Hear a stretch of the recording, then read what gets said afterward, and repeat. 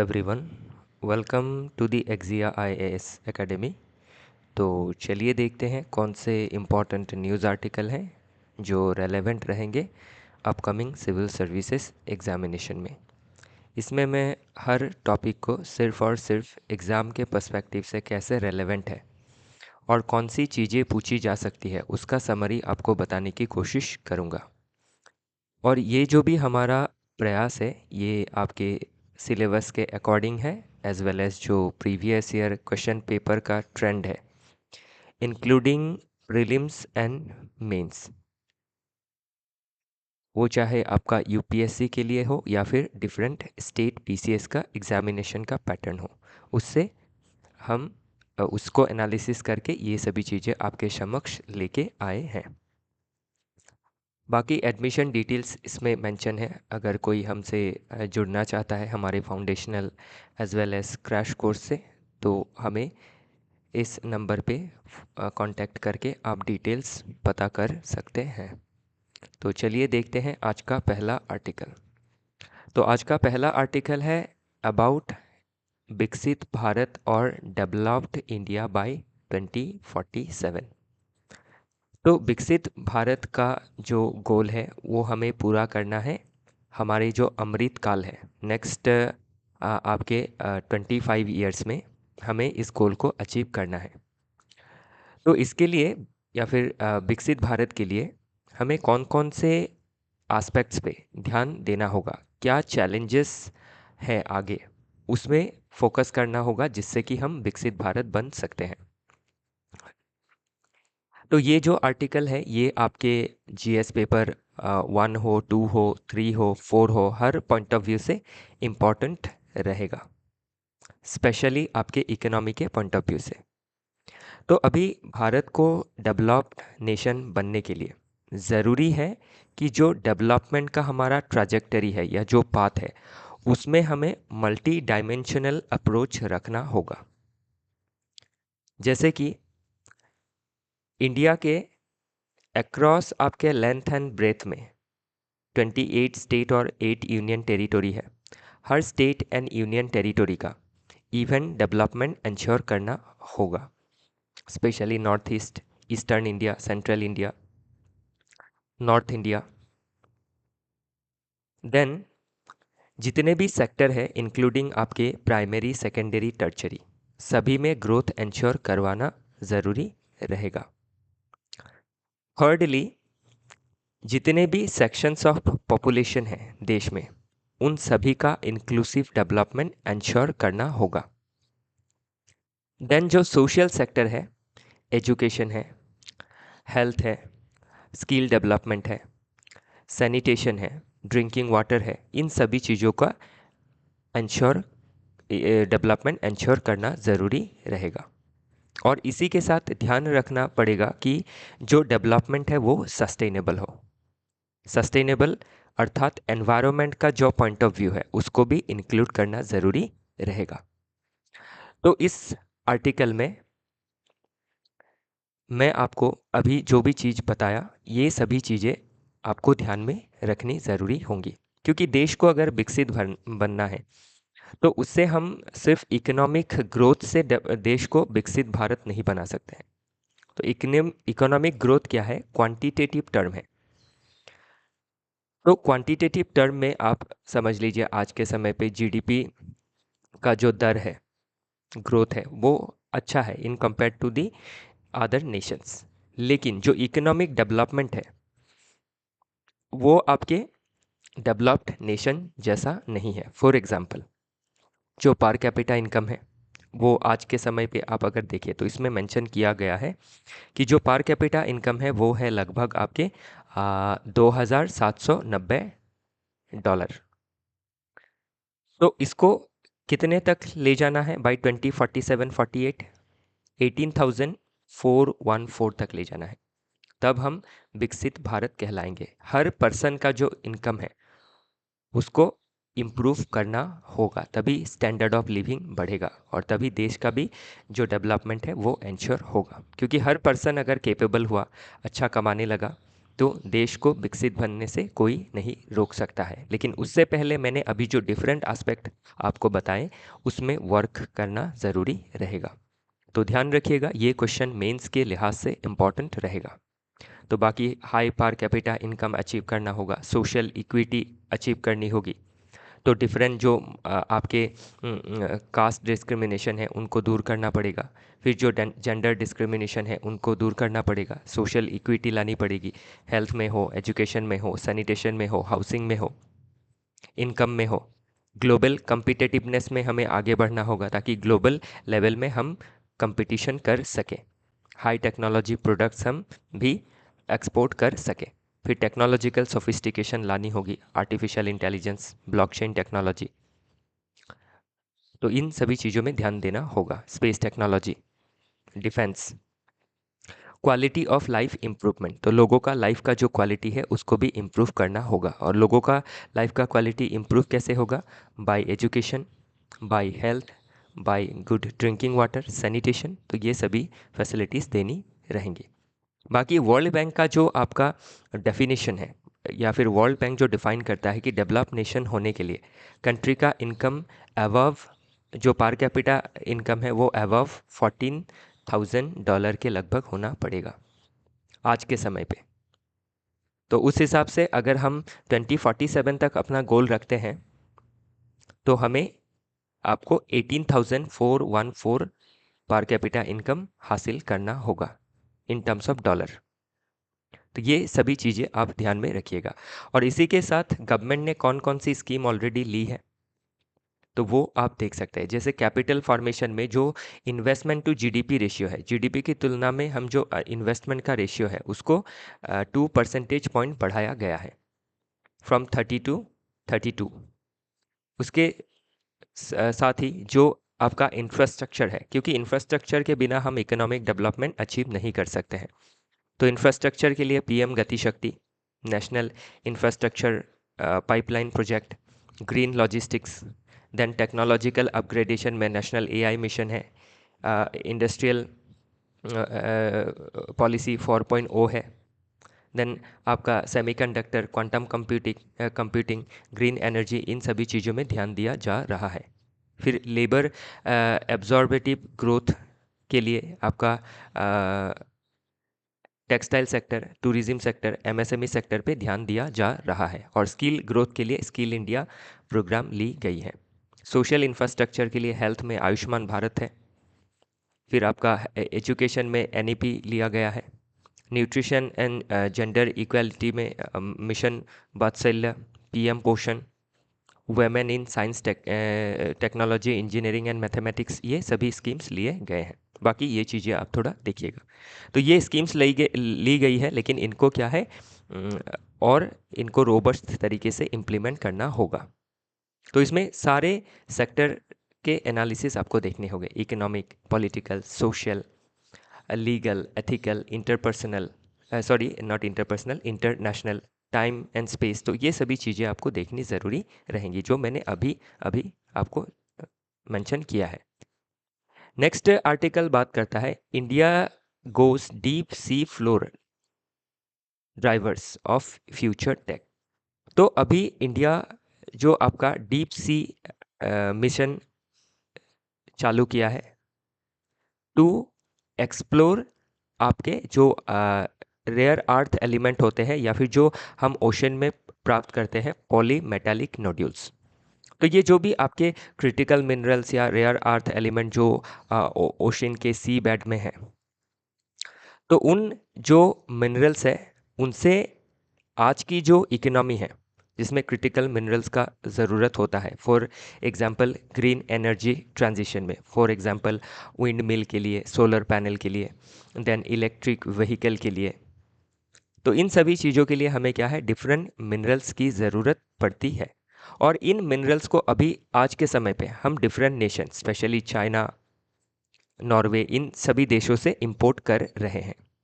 लेकिन हमारा जो इंपोर्ट का डिपेंडेंसी है उसको घटा के हमारे जो इंडियन ओशन में जो भी रिसोर्सेस है उनको हमें एक्सप्लोर करना ज़रूरी है ताकि हम सेल्फ रिलायंट बन सके। तो बाकी ध्यान दीजिएगा, अभी जो मेंशन किया रेयर अर्थ एलिमेंट, लिथियम, निकल, कोबाल्ट, तो ये सभी चीज़ें आज के समय पे ज़रूरी है।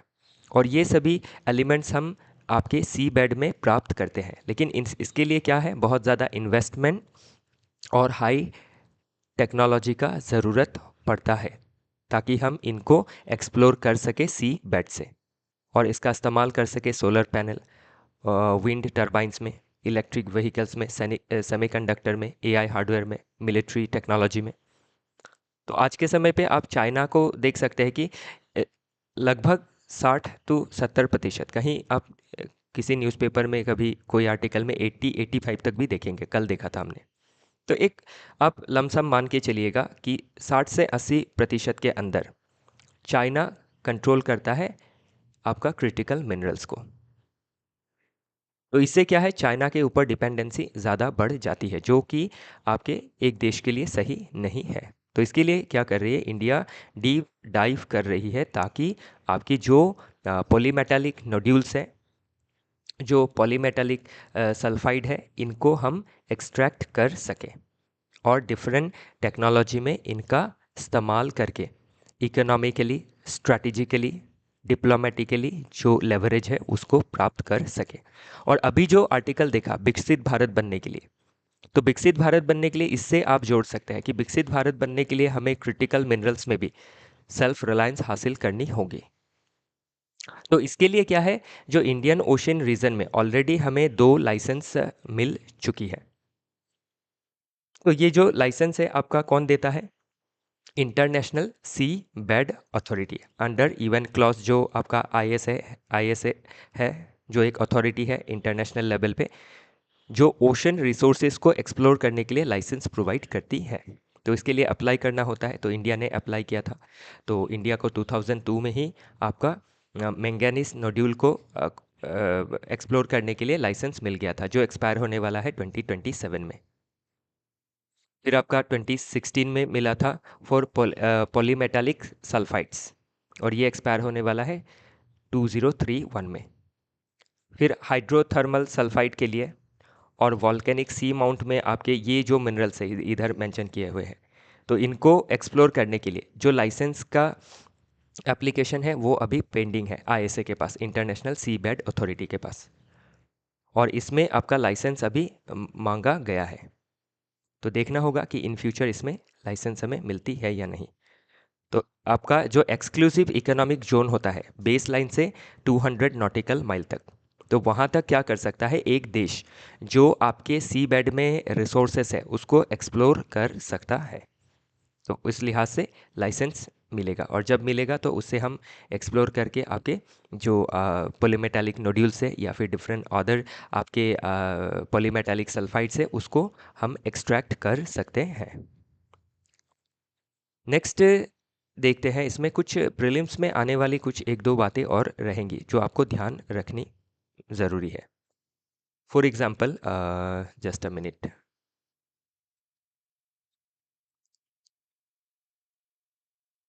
ओके। तो इसमें जो NIOT है चेन्नई में, उसने डेवलप किया है आपका मत्स्य 6000। ये इंडिया का फर्स्ट मैन्ड सबमर्सिबल है, जो पानी में पनडुब्बी है, जो पानी में डुबकी लगा के नीचे जो आपके जो भी एक्सप्लोरर है वो जाएंगे। 6000 का मतलब हो गया 6000 मीटर, मतलब 6 किलोमीटर तक, ये देख सकते हैं इधर। तो ये चीज़ें क्या है प्रीलिम्स में पूछी जा सकती है कि मत्स्य 6000 जो सबमर्सिबल है इसको किसने डेवलप किया है, NIOT चेन्नई ने। फिर जो NION NCPOR गोवा में है, वो आपके ओशिनोग्राफिक रिसर्च कर रहा है, हाइड्रोथर्मल वेंट को मैपिंग कर रहा है। तो ये सभी चीज़ें आपको थोड़ा सा ध्यान रखिएगा। बाकी ये ऐसे जो आपके सबमर्सिबल बनाए गए हैं ये प्रीलिम्स में पूछा जा सकता है, और मेंस में भी पासिंग रेफरेंस में आप जिक्र कर सकते हैं। तो जो आपके इंडियन ओशन रीजन का जब इम्पोर्टेंस पूछा जाएगा तो उसको पॉलीमेटालिक नोड्यूल्स के लिहाज से या फिर क्रिटिकल मिनरल के लिहाज से भी जो इम्पोर्टेंस है वो आप लिखने मत भूलिएगा। ओके, तो ये टॉपिक सीधा सीधा नहीं आ सकता है। In general Indian ocean region के ऊपर क्वेश्चन आएगा, तो इंडियन ओशन का हमें पता ही है कि स्ट्रैटेजिक इम्पोर्टेंस है, लेकिन स्ट्रैटेजिक इम्पोर्टेंस के साथ ही इसका जो आपका इकोनॉमी और रिन्यूएबल एनर्जी के लिहाज से भी क्या इंपॉर्टेंस है वो जानना ज़रूरी रहता है। ओके, ध्यान रखिएगा ये सभी चीज़ें। इसके बाद नेक्स्ट आर्टिकल देखते हैं जो बात करता है there is no planet B. तो हमारे पास अभी कोई प्लैनेट बी नहीं है। तो ये जो आर्टिकल है ये स्पेशली जो प्लैनेट है अर्थ और अर्थ के ऊपर जो रिसोर्सेस है वो चाहे आपका वाटर हो, एयर हो या फिर लिथोस्फीयर, इट मीन्स लैंड हो, तो उसको कैसे हम जो ह्यूमन है ओवर एक्सप्लॉइट कर रहे हैं, पल्यूट कर रहे हैं, जिसके वजह से क्या है एक समय पे जाके ये ऐसा डिज़ास्टर क्रिएट करेगा जिससे हम इसको रिवाइव नहीं कर पाएंगे। तो इसीलिए इस आर्टिकल में ये चीज़ कही गई है कि हमारे पास कोई प्लैनेट बी नहीं है, प्लैनेट ए ही है हमारे पास, मतलब अर्थ ही है। तो इसीलिए हमारे पास कोई प्लान बी भी नहीं होना चाहिए, हमें प्लान ए पे वर्क करना चाहिए कि आपके जो अर्थ के ऊपर हम प्रेशर डाल रहे हैं वो चाहे आपके थ्रो इंडस्ट्रियलाइजेशन हो, थ्रो आपके केमिकल एग्रीकल्चर हो, या फिर आपके बिकॉज ऑफ अर्बनाइजेशन हो, या फिर आपके because of solid and liquid waste हो, तो इन सभी चीज़ों को हमें कंट्रोल करना है। क्योंकि इन सभी चीज़ों की वजह से, इन पोल्यूशंस की वजह से ये आपके इन फ्यूचर डिजास्टर क्रिएट करेगा। और इस डिजास्टर को, अभी जो डिजास्टर क्रिएट कर रहा है ऑलरेडी, इसको कहा जाता है क्रिपिंग डिजास्टर, मतलब रेंगते हुए धीरे धीरे डिजास्टर्स क्रिएट हो रहे हैं। तो आज आप देख सकते हैं 2024 वार्मेस्ट ईयर है प्री इंडस्ट्रियलाइजेशन लेवल से अगर देखें तो। ये जो वार्मिंग है ये एक दिन में या 2 दिन में नहीं हुई है, ये आपके 1850s के लगभग से जब इंडस्ट्रियलाइजेशन हुआ, अर्बनाइजेशन हुआ, केमिकल एग्रीकल्चर हुआ, फिर आपका सॉलिड लिक्विड वेस्ट बहुत जनरेट हुआ, तो वैसे बढ़ते बढ़ते आज जाके हमें इसका आउटकम देखने को मिल रहा है कि जो वार्मिंग है वो बढ़ रही है। तो ये सभी चीज़ें जो आपके लगभग पिछले 150-200 साल से हो रही है उसको हम क्रीपिंग डिजास्टर कहते हैं। तो इसीलिए ये क्रीपिंग डिजास्टर एक समय पे जाके क्या होगा, सडन इसका डिफरेंट ऑनसेट आप देखेंगे और इसका आपका कोई रिवर्स गियर नहीं होगा। तो अभी समय है, इसी समय पे जो प्रॉब्लम्स है अर्थ में, वाटर को लेके, एयर को लेके, लैंड को लेके, उसको दूर करना होगा। मतलब इट मीन्स जो भी पोल्यूशन है, जो भी टॉर्चर है ऑन अर्थ, मदर अर्थ, उसको ठीक करना ज़रूरी रहेगा।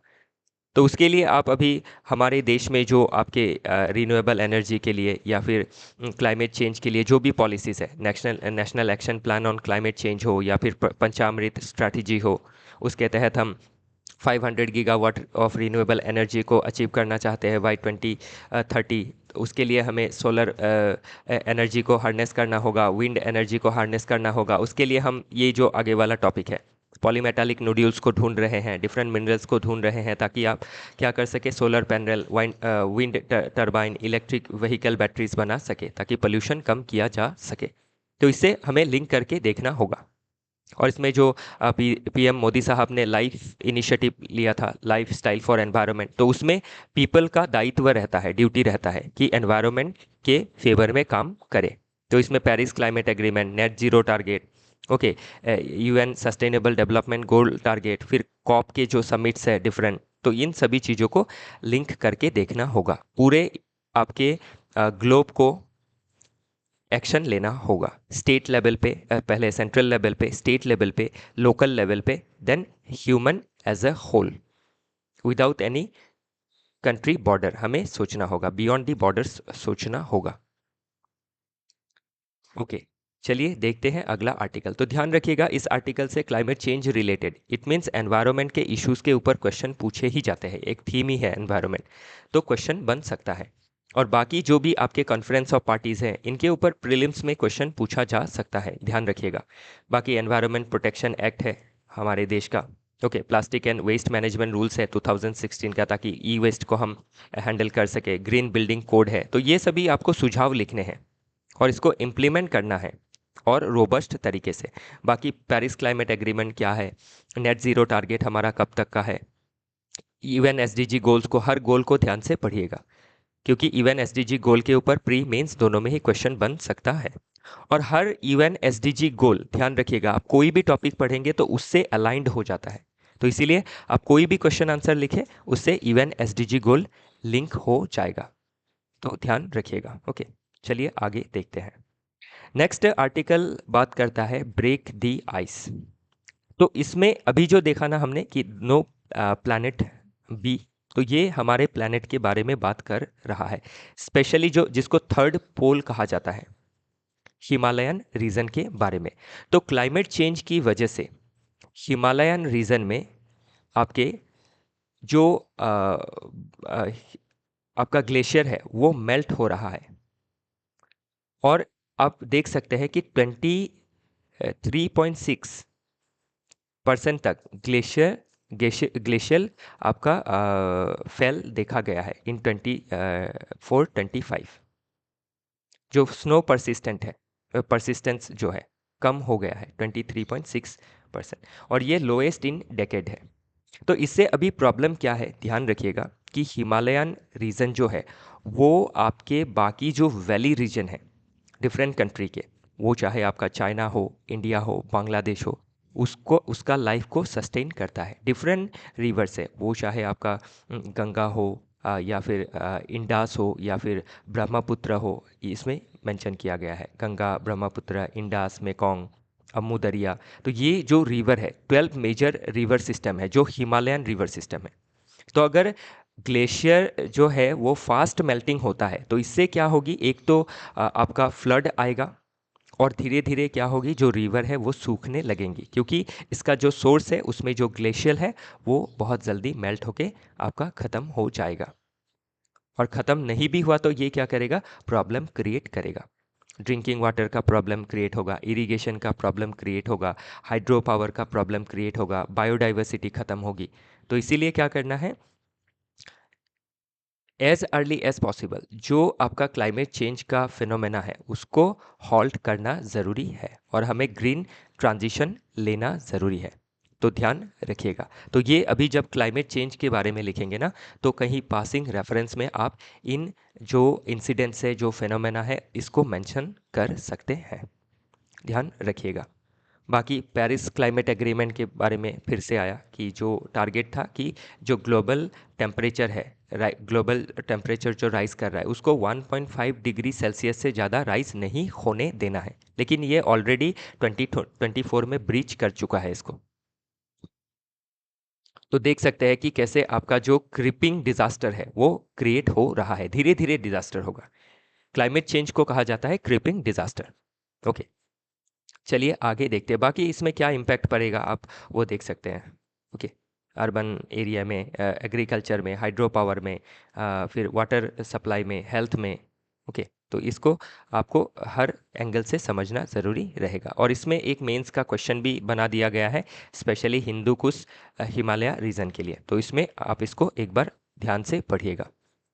ओके, नेक्स्ट आर्टिकल बात करता है is the desi market the next safe haven. तो देसी मार्केट मतलब हमारा घर का या हमारा देश का जो मार्केट है, अदर देन दी ग्लोबल मार्केट। तो आज के समय पे आप देख सकते हैं कि इंडिया का जो जीडीपी ग्रोथ रेट है वो काफ़ी अच्छा है then the other economy of the world. क्यों? बिकॉज इंडिया के जो इकोनॉमी है वो कंज्यूमर ड्रिवन इकोनॉमी है। हमारे देश में ही इतनी ज़्यादा पॉपुलेशन है जो आपके कंज्यूमर की तरह एज वेल एज आपके वर्क फोर्स की तरह भी काम करते हैं। तो हमें वर्कर्स का, कंज्यूमर्स का प्रॉब्लम नहीं होता है। जो देश में अभी इकोनॉमी चलने के लिए सबसे ज़्यादा ज़रूरी क्या है, डिमांड का जनरेट होना। तो हमारे डोमेस्टिक लेवल में ही बहुत ज़्यादा डिमांड है, जिससे हम अगर डोमेस्टिक लेवल में कुछ भी कोई भी चीज़ प्रोड्यूस करते हैं तो वो हमारे मार्केट में बिक जाती है। तो अगर ऐसा मार्केट का डिमांड है तो इससे क्या होगा, जो कैपिटलिस्ट है, डोमेस्टिक कैपिटलिस्ट, वो आपके इन्वेस्टमेंट करने से डरेंगे नहीं। इवन जो फॉरेन कैपिटलिस्ट है, एफडीआई है, वो भी इंडिया में एंट्री लेगा। तो इसीलिए क्या है, जो ग्लोबल लेवल में शॉक है उसका उतना असर इंडिया में नहीं दिखता है जितना अलग देशों में दिखता है, जैसे अमेरिका हो, यूरोप या फिर यूरोपियन नेशंस हो। क्योंकि हमारा खुद का जो इकोनॉमी है वही बहुत ज़्यादा डिमांड जनरेट करता है। तो इसीलिए एक स्ट्रक्चरल रेजिस्टेंस जो है या फिर रेजिलियंस जो है वो आप देख सकते हैं, रेजिस्टेंस नहीं, रेजिलियंस जो है वो देख सकते हैं। 1997 में एशियन फाइनेंशियल क्राइसिस आया था, जिसमें एशियन की जो नेशन है वो आपकी इकोनॉमिक बर्डन उन्होंने फेस किया, रिसेशन फेस किया। 2008 में आपका सब प्राइम क्राइसिस हुआ था यूएसए में, जिसके वजह से ग्लोबल फाइनेंशियल क्राइसिस देखा गया। तो इन दोनों ही क्राइसिस में नो डाउट इंडिया को इसने हिट किया, लेकिन बाकी देशों की तरह हिट नहीं किया, क्योंकि हमारा खुद का जो डोमेस्टिक मार्केट है वो बहुत ज़्यादा रेजिलियंट है। क्योंकि 65% जो पॉपुलेशन है वो अंडर 35 है, इसीलिए डिमांड भी बहुत ज़्यादा जनरेट होती है और वर्क फोर्स भी हमारे पास है जो इंडस्ट्री में वर्क कर सकती है। ओके, तो ध्यान रखिएगा डेमोग्राफिक डिविडेंड, ओके, फिर आपके कंजम्पशन ड्रिवन इकोनॉमी, ये सभी चीज़ें पूछी जा सकती है। तो इसीलिए हाल ही में क्या किया, आपका टैक्स कंसेशन भी दिया गया ताकि जो डोमेस्टिक डिमांड है वो बढ़ सके। तो ये सभी चीज़ें आप ध्यान रखिएगा। और इसी के साथ जो हम ग्लोबल लेवल में सिर्फ एक दो देशों के ऊपर ज़्यादा रिलाई करते हैं फॉर आवर एक्सपोर्ट, तो उसको हमें घटा के डिफरेंट नेशन के साथ अपना एक्सपोर्ट को डाइवर्सिफाई करना चाहिए। नेक्स्ट आर्टिकल बात करता है partners for present and future. तो हाल ही में जो यूएस वाइस प्रेसिडेंट साहब है उन्होंने इंडिया विजिट किया था, तो उसी के वजह से आपका ये आर्टिकल आया है। तो इसमें अभी आपका क्या है, जो आपके यूएस के वाइस प्रेसिडेंट हैं उन्होंने खुद लिखा है ये आर्टिकल, जेडी वेंस साहब। तो इसमें मेंशन किया गया है कि जो पार्टनरशिप है इंडिया और यूएसए की, वो present as well as future में, स्पेशली 21st सेंचुरी में, तो बहुत ही अच्छा रहने वाला है। मतलब नेक्स्ट 75 ईयर्स रिलेशन अच्छा रहने वाला है, ऐसा फोरकास्टिंग है by the current vice president of USA. तो इसमें अभी जो आप देख से रहे हैं कि नो डाउट यूएसए ने टैरिफ को इम्पोज किया है यूएसए इंडिया के ऊपर लगभग 26%, लेकिन उसमें 90 डेज़ का मॉरेटोरियम भी लगाया है। और एक बात ये भी है कि बाकी जो देशों में टैरिफ लगाया गया है, फॉर एग्जांपल वियतनाम, बांग्लादेश हो या फिर आपके चाइना हो, उसके कंपैरिजन में हमारे ऊपर जो टैरिफ है वो कम है। और प्लस इससे इसमें और एक अच्छी बात यह भी है कि दोनों देशों के बीच बायलैटरल ट्रेड जो एग्रीमेंट है उसमें भी टॉक्स चल रही है। तो इन फ्यूचर दोनों ही देश क्या है, आपके नेगोशिएशंस में आके एक कोऑपरेशन का माहौल रखेंगे, जिससे क्या है दोनों ही देश को इकोनॉमी में हो, टेक्नोलॉजी ट्रांसफर में हो, for example in artificial intelligence, in defence segment, दोनों ही देश कोलैबोरेट कर सकते हैं। तो यही चीज़ें इसमें बताई गई है। और इसमें जो यूएस का डोमेस्टिक पॉलिसी रहा है पास्ट के लीडर्स के द्वारा, उसको क्रिटिसाइज किया गया है कि पास्ट के लीडर्स ने यूएस की इकोनॉमी को प्रोटेक्ट नहीं किया और बहुत ज़्यादा आउटसोर्स करने लगे, वो चाहे आपका टेक्नोलॉजी हो या फिर प्रोडक्शन हो या फिर आपके कंज्यूमर के लिए गुड्स एंड सर्विसेज हो, जिसके वजह से क्या है यूएस में आपकी आज की गवर्नमेंट को मेक अमेरिका ग्रेट अगेन और आपके मेक अमेरिका ग्रेट अगेन, और इसी के साथ और एक पॉलिसी लिया था, मैं अभी भूल रहा हूँ, मेक अमेरिका फर्स्ट पॉलिसी, ये सभी ली गई है। और जो टैरिफ पॉलिसी लिया है यूएसए ने, ये आपका लॉजिक दिया है कि ये उनके डोमेस्टिक सेक्टर्स को बचाने के लिए है। और इंडिया को भी तारीफ़ किया बाई वीपी ऑफ यूएसए कि इंडिया जो आपका टैरिफ पॉलिसी लेता है ये सही है, लॉजिकल है, क्योंकि इंडिया चाहेगा ही कि अपना देश का जो डोमेस्टिक सेक्टर है वो प्रोटेक्टेड रहे। ओके, तो बाकी कौन से दिशाओं में दोनों देश आपके इनिशिएटिव लेने वाले हैं, डेटा सेंटर, सेमीकंडक्टर्स में, अंडर सी केबल में, फार्मा आर&डी में, ओके, तो ये सभी चीज़ें मेंशन की है। तो आने वाले एग्जाम में, मेंस में स्पेशली, आप इंडिया यूएस रिलेशन के ऊपर क्वेश्चन फेस करेंगे, तो इसीलिए क्या है डिफरेंट एंगल से चीज़ों को समझिएगा। नेक्स्ट आर्टिकल बात करता है exploring India's potential in the Arctic region. तो अभी Arctic region north pole region में है और ये एक ग्लोबल कॉमन्स है। ग्लोबल कॉमन मतलब क्या, ऐसा एक रिसोर्स जो सिर्फ एक रीजन को बिलोंग नहीं करता है, एक कंट्री को बिलोंग नहीं करता है।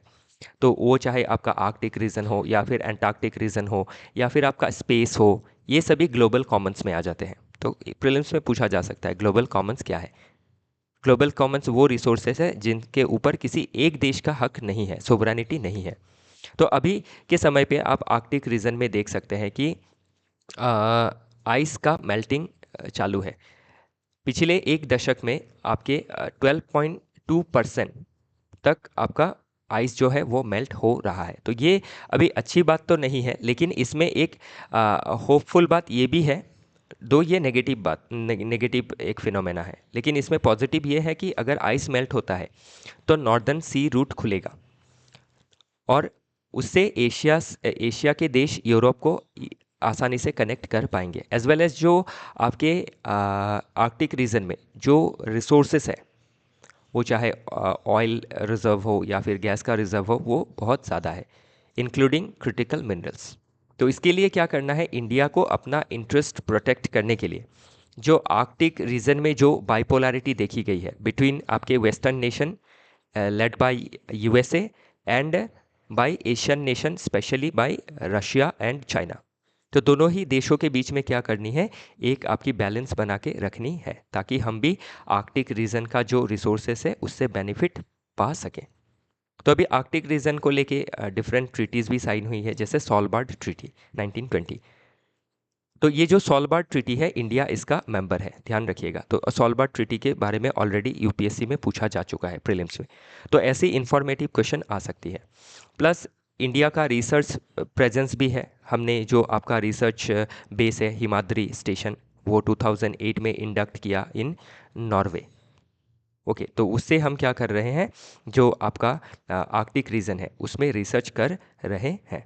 इसी के साथ ध्यान रखिएगा, एक आर्कटिक काउंसिल भी है जो भी आर्कटिक रीजन के देश है उन्होंने बनाया है, लेकिन इंडिया इसका मेंबर नहीं है, इंडिया को ऑब्जर्वर स्टेट है इसका। ओके, तो ये सभी चीज़ें इंपॉर्टेंट रहेंगी।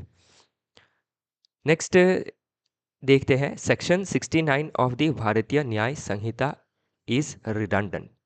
तो ये जो सेक्शन 69 है भारतीय न्याय संहिता का, इसको रिडंडेंट कहा गया है, मतलब ज़रूरी नहीं है ये सेक्शन, क्योंकि इस सेक्शन से क्या होता है आपका, ये सेक्शन पहला क्या बतलाता है, ये आपके जो कपल रिलेशन में आते हैं और जो आपका मेल पार्टनर है वो अगर प्रॉमिस करता है कि इन फ्यूचर शादी करेगा और उस प्रीटेक्स्ट में आपका सेक्सुअल रिलेशन या फिर सेक्सुअल इंटरकोर्स करता है, तो और बाद में अगर शादी नहीं करता है, तो जो आपकी महिला है वो under section 69A case file कर सकती है और इसको रेप माना जाएगा और इसको पनिश किया जाएगा by up to 10 years in prison.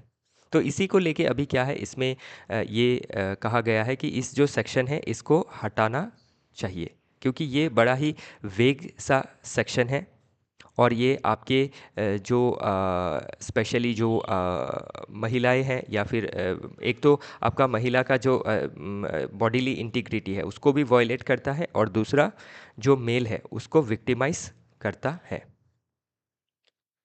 तो अभी इसमें अगर आप एग्जाम्पल के तौर पे देखें तो सुप्रीम कोर्ट ने भी डिफरेंट केसेस में, जैसे आपका Anurag Soni versus state of Chhattisgarh 2019, Rajneesh Singh Soni versus state of UP 2025, और ये Abhishek Arjaria versus state of MP cases में इन चीज़ों के ऊपर चिंता दर्शाई है कि आपका फॉर एग्ज़ाम्पल एक कपल रिलेशनशिप में है और वो पहले जब रिलेशनशिप में है तो उनके बीच आपका रोमांटिक रिलेशन बनता है या फिर फिज़िकल रिलेशन बनता है और दोनों कमिटेड भी रहते हैं, लेकिन एक समय के बाद ऐसा सिचुएशन भी बन सकता है कि कुछ कारण से शादी नहीं भी हो सकती है। लेकिन जब उन्होंने रिलेशन बनाया था तब वैसा कोई इंटेंशन नहीं था कि सिर्फ फिज़िकल फेवर लेंगे, जो लड़का है सिर्फ फिज़िकल फेवर लेगा और उसको बाद में छोड़ देगा। अगर शुरुआत से वैसा इंटेंशन पता चलता है तो ये सही है, लेकिन अगर बाद में सिचुएशन चेंज हो जाती है किसी कारणवश, तो उसको रेप नहीं माना जाएगा। तो वही चीज़ें इसमें सुप्रीम कोर्ट ने मेंशन की है और आर्टिकल में भी ये मेंशन किया है। तो इसीलिए सेक्शन जो 69 है इसको आपका ओवरहॉल करना ज़रूरी है, इसी के बारे में ये आर्टिकल बात करता है। तो ध्यान रखिएगा, अभी इस सेक्शन 69 के ऊपर सीधा सीधा यूपीएससी या फिर स्टेट पीसीएस में मेंस में क्वेश्चन नहीं पूछेगा। ओके, तो इसमें अभी बीएनएस के ऊपर इन जनरल कोई क्वेश्चन आपको पूछ सकता है, या फिर क्रिमिनल जस्टिस सिस्टम में जो हाल ही में सुधार लाए गए हैं वैसा क्वेश्चन पूछ सकता है। और तभी आपको क्या करना है, जब क्रिटिसिज्म आप लिखेंगे उस क्वेश्चन में, कुछ आपके लू फॉल्स लिखेंगे, तो ऐसे सेक्शंस को आप जिक्र कर सकते हैं।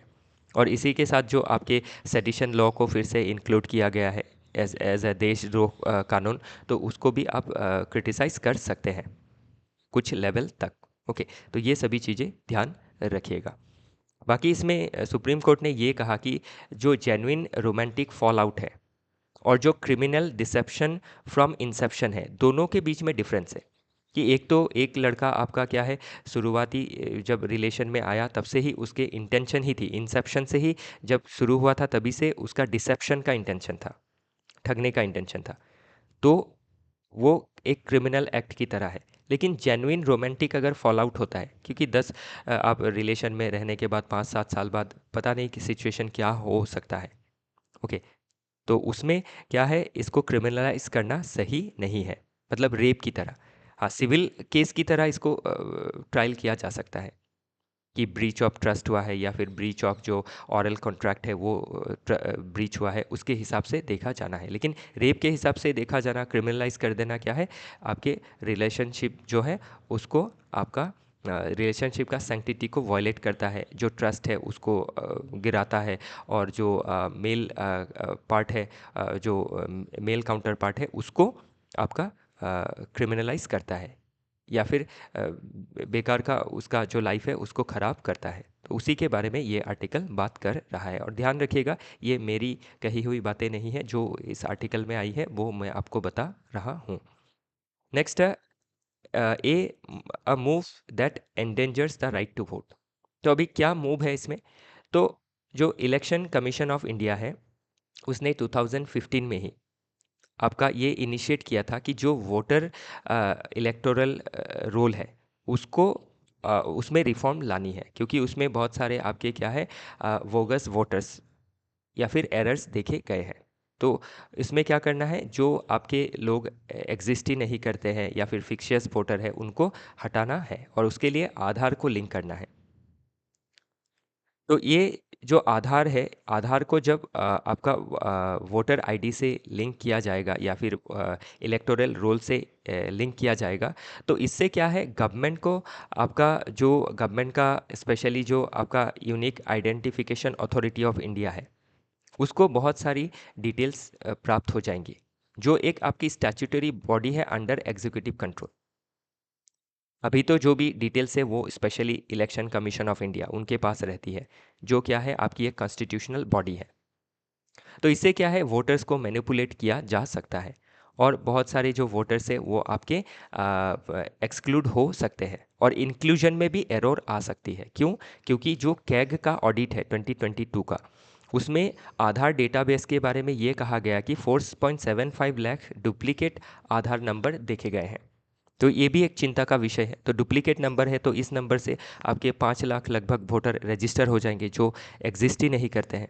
तो जो इलेक्शन का इंटीग्रिटी है वो वायलेट हो सकता है, और जो वोटर है, जेन्युइन वोटर है, वो आपके एंडेंजर में आ सकते हैं। उनका जो राइट टू वोट है, जो एक आपका क्या है, कॉन्स्टिट्यूशनल राइट है अंडर आर्टिकल 326। ध्यान रखिएगा, कॉन्स्टिट्यूशनल राइट है, फंडामेंटल राइट नहीं है। ये क्वेश्चन पूछा जा सकता है, ऑलरेडी पूछा गया है प्रीलिम्स में। ओके, तो इन सभी चीज़ों को ध्यान रखना ज़रूरी रहेगा। तो ये रहा आर्टिकल 326, प्रीलिम्स में पूछा जा सकता है।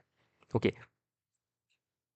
और इसी के साथ आप पुट्टास्वामी जजमेंट को भी इसमें लिंक कर सकते हैं, कि पुट्टास्वामी जजमेंट जो आया था उसमें आपका ये चीज़ें मेंशन की गई थी कि जो आधार है उसको स्पेशली वेलफेयर स्कीम के लिए ही इस्तेमाल करना ज़रूरी है, इंक्लूड और एक्सक्लूड करने के लिए। जो रियल बेनिफिशियरी है उनको इंक्लूड करने के लिए, जो वोगस बेनिफिशियरी है उनको एक्सक्लूड करने के लिए, ना कि आपका वोटर आईडी से लिंक करने के लिए। और इसीलिए क्या किया था, जब 2015 में इलेक्शन कमीशन ऑफ इंडिया ने आपका वोटर लिस्ट को आधार से लिंक करना चाहा था, तभी इसको रोक दिया गया था। तो अभी फिर से क्या है, पहल चालू की गई है, इसीलिए ये आर्टिकल आपके न्यूज़ में बना हुआ है। और प्लस ध्यान रखिएगा, अभी आधार का जो डिटेल्स है वो आपके प्रोटेक्ट किया जाएगा under digital personal data protection act of 2023, जो आधार डेटाबेस है। लेकिन अभी digital personal data protection act के तहत गवर्नमेंट को बहुत सारी एग्जाम्पशंस है कि गवर्नमेंट कोई डेटा, पर्सनल डेटा उससे डीग कर सकती है। तो इससे क्या है, आपका political manipulation, political profiling, micro targeting हो सकता है वोटर्स का, जो सही नहीं है, जो फ्री एंड फेयर इलेक्शन के लिए सही नहीं है। ओके, ध्यान रखिएगा। बाकी 2015 में इसको स्टार्ट किया गया था। ओके, फिर सुप्रीम कोर्ट ने 2015 में स्टे लगा दिया था। उसके बाद आपका 17-18 में पुट्टास्वामी जजमेंट आया था, जिसमें प्राइवेसी को ज़्यादा महत्व दी गई थी। इसको आर्टिकल 21 से जोड़ के हमें एक फंडामेंटल राइट की तरह दिया गया था।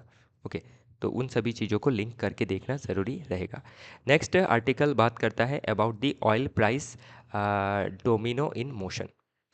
तो ये जो आर्टिकल है, ध्यान रखिएगा, एग्ज़ाम के पर्सपेक्टिव से बहुत ज़्यादा इम्पॉर्टेंट नहीं है, लेकिन जो ऑयल को लेके वेस्ट एशिया का पॉलिटिक्स चल रहा है, उसी के बारे में ये आर्टिकल बात करता है।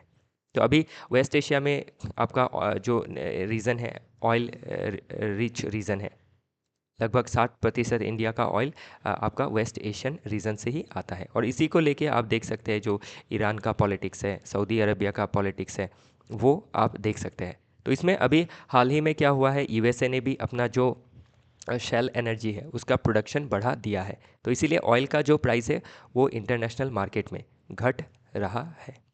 तो उसी को लेके क्या है, एक आपका जो एक डोमिनो इफेक्ट देखा गया है पॉलिटिक्स में भी, उसके बारे में ये आर्टिकल बात करता है। तो इसको एक बार आप ऊपर से बस देख लीजिएगा। ओके, ताकि थोड़ा सा आपको डायनेमिक कुछ चीज़ें समझ में आ जाए, बाकी इतना ज़रूरी नहीं है। नेक्स्ट है fraud moment in French politics. तो ये आर्टिकल में मैं बस ये इसीलिए इसको इंक्लूड किया कि जब भी किसी कंट्री में इलेक्शन आता है, तो किस तरह से जो आपकी रूलिंग पार्टी है वो क्या करती है, ओपोजिशन जो लीडर्स है जिसका इलेक्शन जीतने का चांसेस ज़्यादा रहता है, उनके ऊपर किस तरह से जो रूलिंग पार्टी है वो कैसे डिफरेंट चार्जेस लगा के चार्जशीट फाइल करके उनको आपके जेल भेज देती है। उसी के बारे में ये आर्टिकल बात करता है कि ये फिनोमेना लगभग हर देश में देखने को मिला है, जो डेमोक्रेसी के लिए सही नहीं है। ये पावर का गलत इस्तेमाल है। और आप देख सकते हैं कि जो डिफरेंट कोर्ट है वो भी क्या करते हैं, इलेक्शन से पहले ही इन चीज़ों को सभी को फाइनलाइज करके जो ओपोजिशन के लीडर है उनको जेल कर देते हैं। तो इसे अभी क्या है, हम सिर्फ जुडिशरी के ऊपर ब्लेम नहीं डाल सकते हैं, क्योंकि आपका जो चार्जशीट का प्रोसेस होता है by government agency, specially police, वो फास्ट एंड हो जाता है उस समय पे। तो इसे क्या किया जाता है, पॉलिटिकल ओपोनेंट्स को जो डेमोक्रेसी के हेल्थ के लिए बहुत ज़्यादा ज़रूरी है उसको किल किया जाता है। तो वही सभी चीज़ें इसमें मेंशन की गई है। तो इसमें आपका डेमोक्रेसी में किस तरह से अपोजिशन पार्टी का एक इम्पॉर्टेंट रोल है, और कैसे रूलिंग पार्टी बिफोर इलेक्शन आपके एट्रोसिटीज़ करती है against the opposition party. Okay, और कैसे आपका इलेक्शन जो है वो फेयर नहीं रहता है इन सभी चीज़ों की वजह से, तो वो देखना ज़रूरी रहेगा। नेक्स्ट आर्टिकल बात करता है Trump card missing for piece. तो जो अभी पीस डील हुआ था कुछ दिन पहले, पीस डील हुआ नहीं था, करने की कोशिश की गई थी by Donald Trump, by pressurising Ukraine.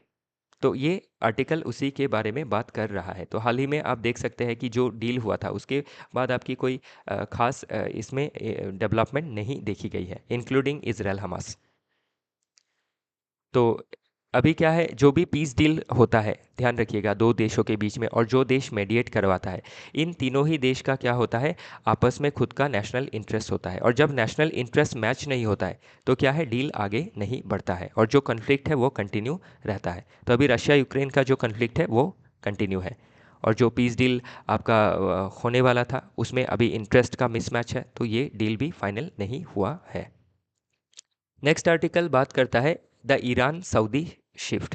तो ईरान और सऊदी के बीच में जो रिलेशन है, स्पेशली सिया और सुन्नी के कन्फ्लिक्ट को लेके एक रिफ्ट इनके बीच में देखा जाता है, क्योंकि दोनों ही देश डिफरेंट कल्चर को बिलोंग करते हैं। आपका सऊदी हो गया अरबियन कल्चर वाला देश, सुन्नी देश, और जो ईरान है वो हो गया आपका शिया देश और पर्शियन कल्चर वाला देश। तो इसीलिए इनके बीच में क्या है, बहुत सारी डिफरेंसेस देखी गई है। लेकिन हाल ही में क्या है, ईरान और सऊदी के रिलेशन में शिफ्ट देखा गया है। जैसे कि ईरान के जो न्यूक्लियर डील है उसको फिर से रिवाइव किया जा रहा है बाय यूएसए। तो इसीलिए क्या है, एक आपका शिफ्ट देखने को मिल रहा है, एक प्रॉक्सिमिटी देखने को मिल रही है। तो इस प्रॉक्सिमिटी की वजह से अगर आपके वेस्ट एशियन पॉलिटिक्स में कोई पीस आता है तो उससे क्या है, इंडिया जैसे देश के लिए फ़ायदेमंद रहेगा।